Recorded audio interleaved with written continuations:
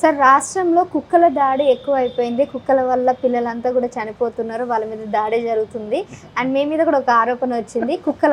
కుక్కలన్నిటిని తీసుకొచ్చి వాళ్ళకి ఫుడ్ పెట్టి పెంచి ఆ కుక్కల వల్ల పిల్లలందరూ కూడా ఇబ్బంది పడుతున్నారని మీ మీద కొన్ని ఆరోపణలు వచ్చాయి. మీ సొసైటీ వాళ్ళే కంప్లైంట్ చేయడం జరిగింది. దీనికి మీరేం చెప్తారు అసలు? మీరు కుక్కలు ఈ రోజు నుండి గర్వట్లేదు. నేను చిన్నప్పుడు కూడా కుక్కలు కరిచినాయి చాలా మందిని. అంటే కొన్ని ఎక్కడనో ఒక గ్రూప్ ఆఫ్ డాగ్స్ ఉండే చిన్నప్పుడు. అయితే నీ చిన్నప్పుడు కంటే నా చిన్నప్పుడు అనొచ్చు. ఎందుకంటే మేము చిన్నప్పుడు మా ఇంట్లో ఈ నైట్ కొంచెం అన్నం మిగిలింది, కొంచెం కర్రీ మిగిలింది. మా అమ్మ ఏం చేసేది, ఆ అన్నము ఆ కర్రీని కలిపి కుక్కని చూడకపోయేది. ఆడొక బయట అరుగో బండ ఉంటే దాని మీద పెట్టేది జూ అని పిలిచేది. కుక్కల పేర్లు అప్పుడు జూ అంతే, జూ అంతే. ఇప్పుడు ఎక్కడ వినవట్లేదు, అట్లా ఎవరు వినవట్లేదు. పేర్లు పెట్టిర్రు, రాబిన్సన్ అవి ఎన్నో పేర్లు పెట్టిర్రు. అప్పుడు అన్ని కుక్కల పేర్లు రాజు అంటే లేదనే జూ అని పిలిచేటోళ్ళు అంతే. అలాగే నాకు ఎక్కడున్నాయో వినేసి అవి వచ్చి అన్నం తినేసి. అందులో ఎక్కడనో ఒక కుక్క ఫెరోషియస్ ఉంటుండే, ఒక 100,000 కుక్కలలో. ఈ కుక్కలన్నీ ఆ అన్నం అంటే ప్రతి ఒక్కరు, అమ్మనే కాదు అట్లా చాలామంది అమ్మలు వాళ్ళ ఇంటి ముందు అన్నం పెట్టేవాళ్ళు. ఇప్పుడున్న అమ్మలు ఏం చేస్తున్నారు, ఇప్పుడు మా ఇంట్లోనే అనుకోండి, మిగిలింది అన్నము కొంచెము ఇదైంది, దాన్ని ఏం చేస్తారు, ఒక కవర్లో వేస్తారు. ఆ కర్రీ మిగిలితే ఆ కవర్లో వేస్తారు. కవర్ని మంచిగా టైట్గా కట్టేస్తున్నారు, కట్టి చెత్తబుట్టలో పెడుతుండ్రు. మన వాచ్మెన్ అపార్ట్మెంట్లు ఉంటాం కాబట్టి ఆ వాచ్మెన్ ఏం చేస్తుండ్రు, దాన్ని జాగ్రత్త తీసుకుపోయి కింద ఒకటి స్టోరేజ్ ఒక డ్రమ్ ఉంటుంది. ఈ 10 అపార్ట్మెంట్లు ఉన్న 10 ఇళ్ళ తీసుకెళ్ళి ఆ డ్రమ్లు వేస్తుండ్రు. ఉదయమే 5 గంటలకు ఒక రిక్షా వస్తాడు, ఒక ఆటోడు. ఆడు జాగ్రత్తగా ఆ డ్రమ్మును తీసుకొని అందులో వేసుకుంటుండు. ఈవెన్ ఇంత ఒక అన్నం మెతుకు కూడా అక్కడ ఉండనివ్వట్లేదు.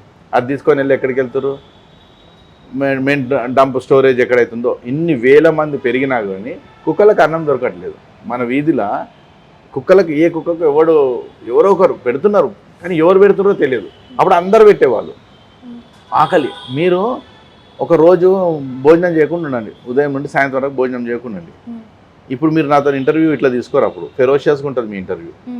ఎందుకంటే ఫ్రస్ట్రేషన్ వస్తుంది మనిషికి. అన్నం ఆకలి అవుతుంటే, అన్నం కడుపులో అన్నం నిండా ఉంటే మన ఆలోచనలు కూడా మంచిగా చల్లగా ఉంటాయి, మన మాట కూడా మృదువుగా ఉంటుంది. కడుపు నిండా ఆకలి పెట్టుకొని మీరు మంచిగా మాట్లాడాలంటే ఎవడు మాట్లాడలేడు. అట్లనే కుక్కలకు బాగా ఆకలి అవుతుంది.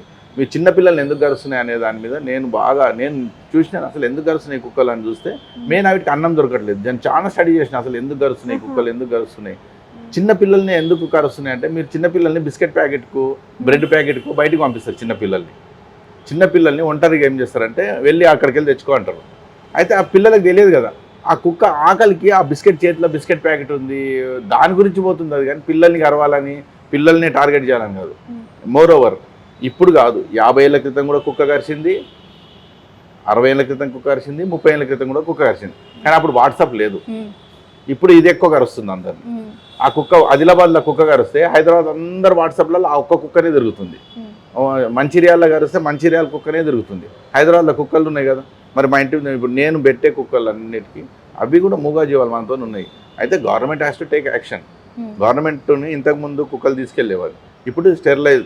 మనం యాజ్ ఏ ఒక సోషల్ రెస్పాన్సిబిలిటీ మనది, ఒక సిటిజన్గా నీ ఇంటి చుట్టుముట్టున్న కుక్కలన్నిటికీ స్టెరిలైజ్ అయిందా లేదా చూడాల్సిన బాధ్యత ఉంది. ఆ కుక్కలకు నువ్వు ఇంత కొంచెం అన్నం పెట్టు, ఇంతనే అన్నం కదా, అందరు ఇంత అన్నం పెడతావు, ఎందుకు కరుస్తాయి. ఇంకొకటి మ్యాక్సిమం మీరు చూడండి, ఇప్పుడు మీరు అన్నట్టు కుక్కలకి ఫుడ్ పెట్టి వాళ్ళ కడుపు నిండా పెట్టినట్లయితే దాడి చేసే అవకాశాలు తగ్గుతాయని అంటారా? అంటే ఒక ఇష్యూ కూడా ఆ మధ్యకాలంలో మేయర్ అనుకుంటా, మేయర్ విజయలక్ష్మి ఇంట్లో కుక్కని పెట్టుకొని దాన్ని ముద్దు పెట్టుకొని వీడియో ఒకటి వైరల్ అయింది. రామ్ గోపాల్ వారు కూడా అన్నారు, బయట కుక్కలు ఏమి దాడి చేస్తే వాటిని పట్టించుకోలే కానీ ఇంట్లో కుక్కని మాత్రం ఇంత ప్రేమగా చూసుకుంటారు, నువ్వు ఒక మేయర్ అన్నట్టు ఒక వైరల్ దాని కాంట్రవర్సీ అయింది. సో అంటే ఇప్పుడు ఎట్లా పరిస్థితి, అంటే గవర్నమెంట్ కూడా నిర్లక్ష్యం ఉందంటారా లేకపోతే ఏంటి? ఏం లేదు, గవర్నమెంట్ చాలా, అంటే ఏ గవర్నమెంట్ అని మనం కాదు, గవర్నమెంట్ చాలా యాక్షన్ తీసుకుంటుంది. సో అక్కడ ఒకటి ఏంటంటే మీరు చాలామంది గమనించాల్సింది, మన ఇంటి ముందు రోజు మనం ఒక 20 కుక్కలు, ప్రతి ఒక్క ఇంటి దగ్గర కుక్కలు ఉన్నాయి. అది ఎప్పుడన్నా మిమ్మల్ని చూసి అరిసిందా, ఎప్పుడన్నా మిమ్మల్ని కరిసిందా అంటే దానికి కుక్కకు కొందరిని గుర్తుపడుతుంది. అది ఎక్కువ మీరు చూడండి ర్యాక్ పిక్కర్స్, అంటే ఈ చెత్త తీసుకునే వాళ్ళు, కొందరు ఏది మన ఏరియాలో కొత్తగా గంపలు తీసుకొని వచ్చి కొందరు వాళ్ళనే అది వాళ్ళ మీదకే పోతుంది తప్ప రోజు తిరిగే వాళ్ళ మీదకి కుక్కలు ఎప్పుడు పోవు. మీ ఇంటి దగ్గర కూడా ఉండొచ్చు కదా కుక్కలు, ఎప్పుడైనా కరిసిందని? మరి ఎప్పుడైనా మొరిగిందా కనీసం? మొరగలేదంటే కుక్కకి తెలుసు, కుక్క గుర్తుపడుతుంది. కుక్కకు అంటే వేరే వాళ్ళు విన్నయ్య చెప్తున్నా, ఆ ఆత్మలను కూడా మీకు ఏదన్నా సైక్లోన్ ఇలాంటి ఏదన్నా రావు ముందు కుక్కకి తెలుస్తుంది. ఇంకొకటి, మీరు ఒక్కసారి మీ చేయితోని ఒక్కసారి అన్నంలో చేయబెట్టి ఒక్కసారి కుక్కకు పెట్టేయండి. మన చేతి వాసనతో అది మళ్ళీ మిమ్మల్ని ఎప్పటికి కూడా మీ దగ్గరికి వచ్చి అది జస్ట్ వ్యాగింగ్ అంటే తోక ఊపుతుంది తప్ప నేను ఎప్పుడు మీ వైపు రాదు. కుక్కకు మనిషికి ఉన్న కుక్క మాట్లాడలేదు తప్ప కుక్కకు అన్ని సెన్స్ ఉంది, కుక్కకు ఉంది, ఆ సెన్స్ చేస్తుంది. విశ్వాసం అంటే కుక్కనే కదా, ఇక కుక్కనే మనం విశ్వసించకుంటే ఇంకొన్ని విశ్వసిస్తాం. సో అది వైరల్ చేస్తున్నారు, నేను దాన్ని కాదనను. అంటే కుక్కలు కలిసి కొన్ని ఫెరోషియస్ డాగ్స్ ఉన్నాయి అక్కడక్కడ. సో అవి అందరికీ తెలుసు మన ఏరియాలో ఏది ఫెరోషియస్ డాగ్. అలాంటి డాగ్స్ని వాళ్ళు ఐడెంటిఫై చేసి ఎవరన్నా కనీసం జిహెచ్ఎంసీ కంప్లైంట్ చేస్తాడా మా ఏరియాలో ఈ ఫెరోషియస్ డాగ్ ఉందని ఎవరు చెప్పడు. ఓన్లీ వాడు ఏంది ఇంట్లో కూర్చొని వాట్సాప్లో చూడడము, వాట్సాప్లో మెసేజ్ పెట్టడము, కామెంట్ పెట్టడం, దానికి చాలా టైం ఉంది. కానీ అదే వాట్సాప్లో కామెంట్ పెట్టడానికంటే అదే టోల్ ఫ్రీ నెంబర్ ఉంటుంది జిహెచ్ఎంసీకి, సార్ సో అండ్ సో ఏరియాలో ఇట్లా ఈ కుక్క వల్ల ప్రాబ్లం ఉంది, మిగతా కుక్కలన్నీ బాగానే ఉన్నాయి అని ఎప్పుడన్నా పెట్టిండా? పెట్టాడు. కామెంట్ పెట్టడానికి రాని ఉంటుంది. ఇప్పుడు నేను కుక్కల కారణం పెడుతున్నాను ఒక పోస్ట్ పెట్టగానే దాని కింద పెడతాడు, నీ వల్ల మా పిల్లల్ని కరుస్తుందంటే. నేను ఆదిలాబాద్ కుక్కకి నేను అన్నం పెట్టినా, మంచిర్యాల కుక్కకి నేను అన్నం పెట్టినా. మా ఇంటి దగ్గర ఉన్న కుక్కలు అవి కూడా వితిన్ బౌండరీలు ఉంటాయి. వితిన్ బౌండరీలా నేను ఏదైతే పిల్లలకు ట్రైనింగ్ ఇస్తామో ఆ బౌండరీలు ఉంటాయి, అవి మాకు కాపలా ఉంటాయి. మాకు ఆ లోపలికి వేరే వాళ్ళని రానియవి. అవి వేరే వాళ్ళని రాని అంటే చూస్తే అవి అందరినీ, మరి పిల్లల తండ్రులు వస్తారు, పిల్లల పేరెంట్స్ వస్తారు, అంటే అదర్స్ కూడా వస్తారు, ఆఫీస్ వాళ్ళు అందరు తిరుగుతారు అలా.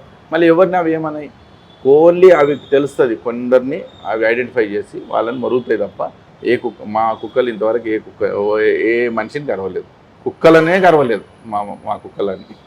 దాదాపు ఒక 20-30 కుక్కలు ఉంటాయి అవి. సో అవి పెడుతుంటే అవి అక్కడికి వస్తే బౌండరీ లోపలనే ఉంటాయి, విత్ ఇన్ బౌండరీ లోపల బయట రావు. అది నేను కరోనాలో నుండి స్టార్ట్ చేసిన. అంటే నేను షాపున్నర్ ఒక దగ్గర చూసినప్పుడు చాలా కుక్కలు రోడ్ మీద ఉన్నాయి. అందరు ఇళ్లలో క్వారంటైన్ అయిన టైంలో వాటికి ఫుడ్ దొరకలేదు. అట్లని కాదు, ఇప్పుడు హోటల్స్ ఉంటాయి మనకు చుట్టుముట్టు, హోటల్స్ కానీ చిన్న చిన్న కొట్టులు ఉంటాయి, అక్కడ వాళ్ళు ఏదో ఒకటి కింద పడేస్తారు, ఏదో ఒకటి తింటాయి. అవి అసలు కరోనా టైంలో అసలు జీరో కదా, అన్ని షాప్స్ బంద్ ఉన్నాయి, మాల్స్ బంద్ ఉన్నాయి, ఎక్కడ కూడా ఇంత అన్నం లేకుండా ఉన్నాయి. సో ఆ టైం నుండి అనుకున్నాం కుక్కలకు మనం పెట్టాలి అని. Please subscribe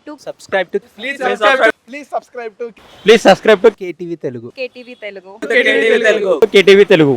KTV Telugu. KTV Telugu channel.